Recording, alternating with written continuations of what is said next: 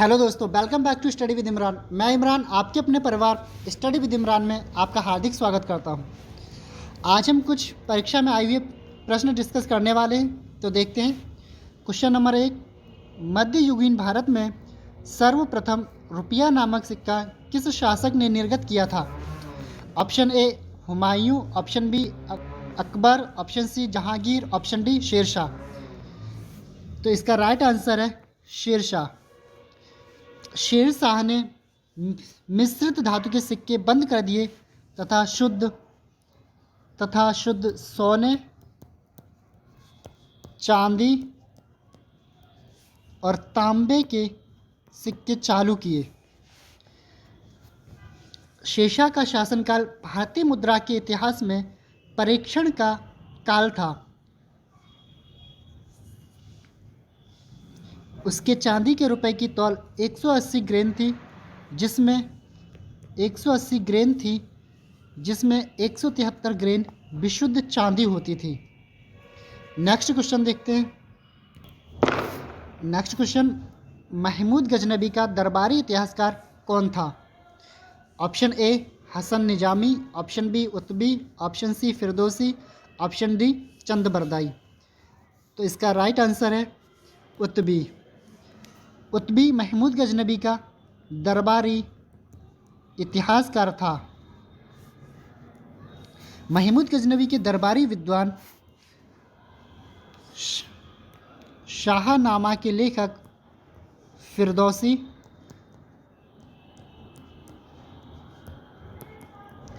फिरदौसी, अलबरूनी,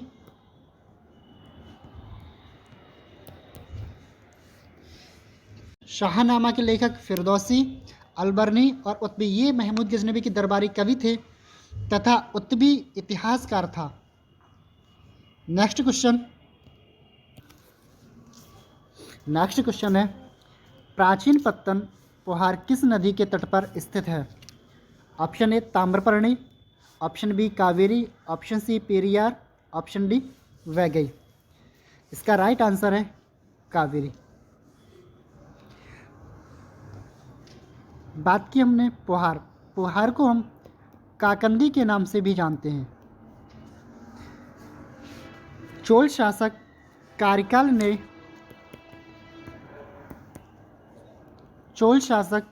कारिकाल ने कावेरी तट पर पोहार के बंदरगाह को दुर्ग बनाकर सुरक्षित किया। ईसा की पहली शताब्दी के तमिल साहित्य में पोहार का एक व्यस्त बंदरगाह के रूप में वर्णन मिलता है। नेक्स्ट क्वेश्चन, महावीर स्वामी को किस नदी के तट पर ज्ञानोदय प्राप्त हुआ था? Option A Swarna Sikata, option B Palashini, option C Rijupalika, option D Ganga. इसका राइट आंसर है ऋजुपालिका। बात की हमने महावीर स्वामी की माता का नाम त्रिशला था। इनकी पत्नी का नाम यशोदा था। 30 वर्ष की आयु में इन्होंने गृह त्याग कर दिया तथा 12 वर्ष की कठोर तपस्या के बाद 42 वर्ष की उम्र में इनको ज्ञान की प्राप्ति हुई। ऋजुपालिका नदी के किनारे साल के वृक्ष के नीचे इन्होंने कैवल्य प्राप्त किया तथा 72 वर्ष की उम्र में इनकी मृत्यु हो गई। नेक्स्ट क्वेश्चन देखते हैं हम। नेक्स्ट क्वेश्चन है, राख का टीला निम्नलिखित किस नवपाषाणिक स्थल से संबंधित है? Option A Budihal, option B Sanganakallu, option C Koldihwa, option D Brahmagiri. इसका राइट आंसर है ऑप्शन बी संगनकल्लू। वैज्ञानिकों का ऐसा मानना है कि यहाँ पर जानवरों का गोबर इकट्ठा करके आग लगा दी गई, जिससे कि एक टीला बना, जिसे हम राख का टीला कहते हैं। कि हमने बुधियाल भी एक पुरातत्विक स्थल है। यहाँ भी राख के ढेर पाए गए थे। जबकि बात करते हैं हम कोल्डी हवा की और ब्रह्मगिरी की, यहाँ पर मानव कब्र एवं धान के खेती का प्रमाण मिलता है। नेक्स्ट क्वेश्चन देखते हैं, किस अधिनियम के अंतर्गत प्रथम बार भारत में चुनाव के तत्व का प्रारंभ हुआ? ऑप्शन ए भारतीय परिषद अधिनियम 1861, भारतीय परिषद अधिनियम 1892, भारत सरकार अधिनियम 1909, भारत सरकार अधिनियम 1919। राइट आंसर है भारतीय परिषद अधिनियम 1892। 1885 ईस्वी में भारतीय राष्ट्रीय कांग्रेस की स्थापना होती है, जिसने संवैधानिक सुधारों की मांग की। इसके फलस्वरूप ब्रिटिश संसद ने 1892 का भारतीय परिषद अधिनियम पारित किया,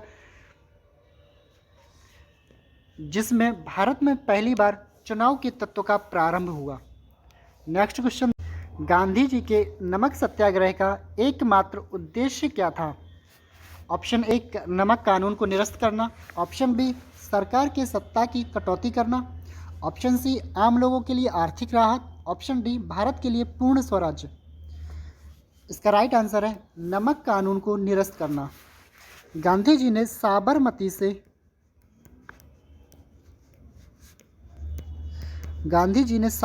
से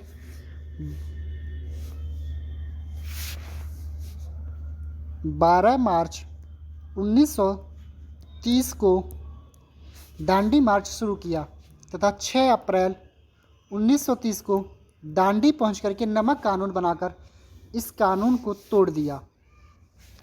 यहीं से गांधी जी ने सविनय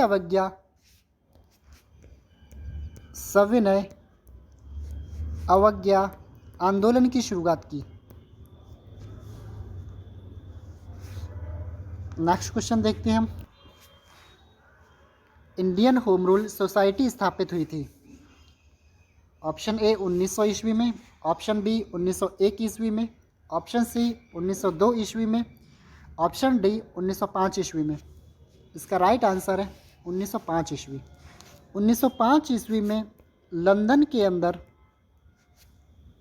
श्याम जी कृष्ण वर्मा ने इंडियन होम रूल सोसाइटी की स्थापना की, जिसे हम इंडिया हाउस के नाम से भी जानते हैं। इसका उद्देश्य अंग्रेजी सरकार को आतंकित कर स्वराज्य प्राप्त करना था। यहाँ से एक समाचार पत्र शुरू होता है जिसका नाम होता है सोशियोलॉजिस्ट।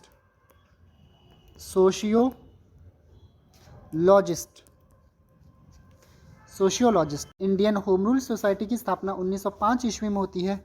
लंदन में श्यामजी कृष्ण वर्मा ने इसकी स्थापना की थी। इसे हम इंडिया हाउस के नाम से भी जानते हैं। यहाँ से एक समाचार पत्र की स्थापना होती है जिसे हम सोशियोलॉजिस्ट के नाम से जानते हैं। नेक्स्ट क्वेश्चन है, प्रेस अधिवेशन ने 1905 ईस्वी में बंगाल में स्वदेशी आंदोलन तथा बहिष्कार आंदोलन चलाने का समर्थन किया। Option A Calcutta, option B Belgaum, option C Karachi, option D Banaras. इसका राइट आंसर है ऑप्शन डी बनारस। हुआ क्या था कि इंडियन नेशनल कांग्रेस का 1905 का अधिवेशन बनारस के अंदर हुआ था, जिसकी अध्यक्षता गोपाल कृष्ण गोखले ने की थी। 7 अगस्त 1905 को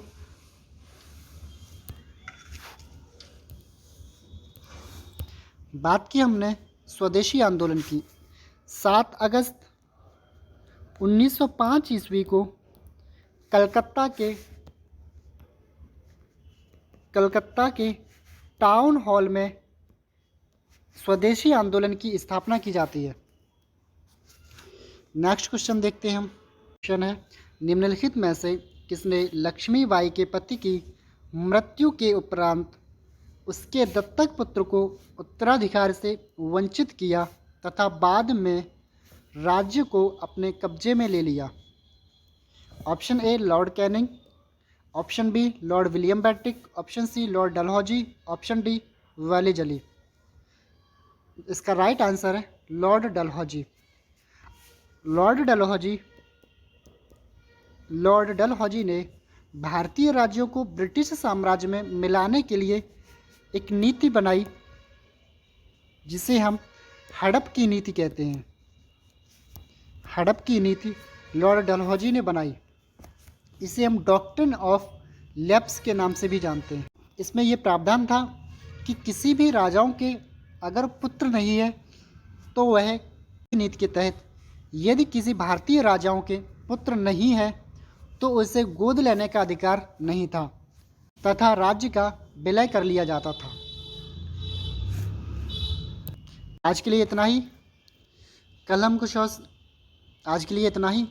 कुछ इम्पोर्टेंट क्वेश्चन करेंगे जो परीक्षा की दृष्टि से महत्वपूर्ण होंगे। यदि आपने अभी तक मेरे चैनल स्टडी विद इमरान को सब्सक्राइब नहीं किया तो आप सब्सक्राइब कर लें और बेल आइकन को भी प्रेस कर लें ताकि जब भी हमारा वीडियो है तो आपको नोटिफिकेशन मिलता रहे। Thank you, bye bye, take care.